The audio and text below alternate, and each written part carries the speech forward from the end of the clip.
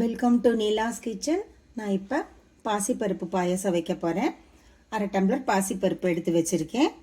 1/4 tumbler கடலைப்பருப்பு ஊற வச்சு வச்சுருக்கேன். இது ரெண்டையும் வேக போட்டுக்கிறேன். கலஞ்சாச்சு, வேக போட்டுக்கலாம்.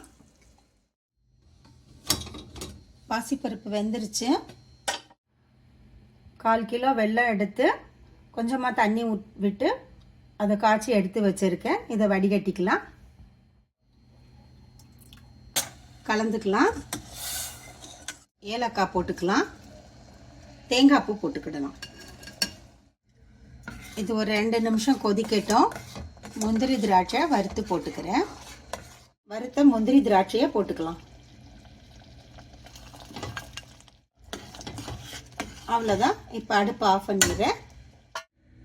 பாசிப்பருப்பு பாயசம் ரெடி ஆயிடுச்சு. இதே மாதிரி நீங்களும் ட்ரை பண்ணுங்கள். தேங்க்ஸ் ஃபார் வாட்சிங்.